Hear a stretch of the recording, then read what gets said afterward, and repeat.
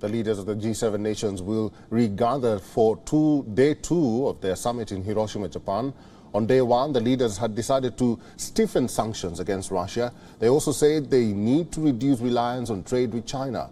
An early version of the draft communique, which will be issued after the talks, say the goal was not to harm or hinder China's economic progress, calling for constructive talks with Beijing. But the draft called for reducing excessive dependencies on critical supply chains. Reacting to this, China's embassy in Japan said it is gravely concerned about recent signs of negative China-related moves at the G7 summit and urges Japan to not turn it into a political show against or to curb China. The country's embassy in Japan also added. Indian Prime Minister Narendra Modi, who was invited by Japanese Prime Minister Fumio Kishida, arrived in Hiroshima on Friday evening. The leaders held delegation-level talks on the sidelines of the summit. Ukrainian President Volodymyr Zelensky is set to join the group later today. Indian Prime Minister Narendra Modi and Ukrainian President Zelensky are set to hold talks later today. This will be the first time the two leaders are meeting in person since Russia invaded Ukraine in February 2022.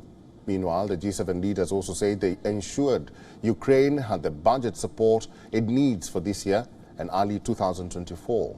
In a statement issued on Friday, the G7 leaders said, "We are taking new steps to ensure that Russia's illegal aggression against the sovereign state of Ukraine fails and to support the Ukrainian people in their quest for a just peace rooted in respect for international laws."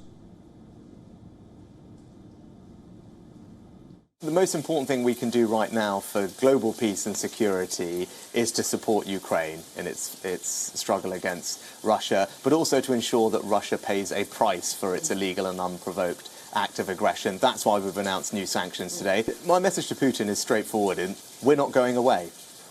Russia has conducted an illegal, unprovoked act of aggression by invading Ukraine, and Russia needs to know that we and other countries remain steadfast in our resolve to support Ukraine.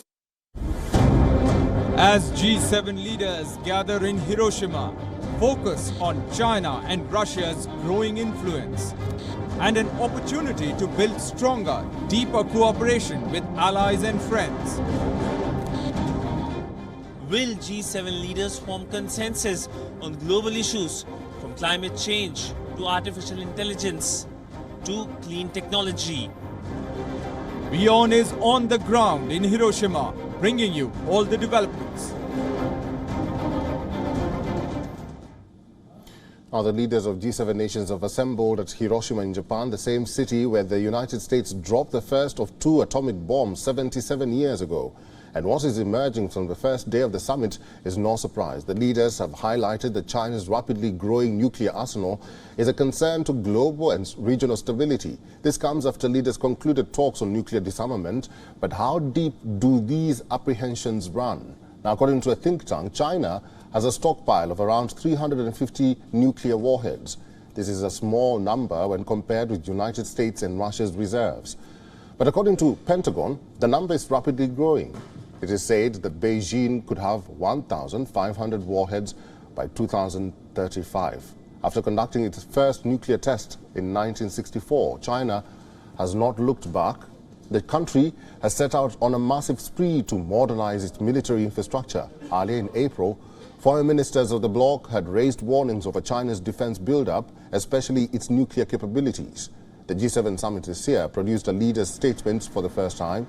The document is a personal reflection of efforts that have been undertaken by the Japanese Prime Minister, and the primary reason for him doing so is rather personal. Kishida is from Hiroshima, one of the two cities at the receiving end of a nuclear attack more than 7 decades ago.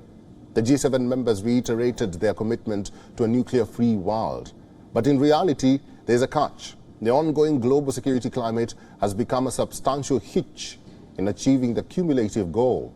An international campaign to abolish nuclear weapons has questioned the G7 nations, saying the summit's efforts have failed in delivering any credible alternative vision to catalyze the process of disarmament.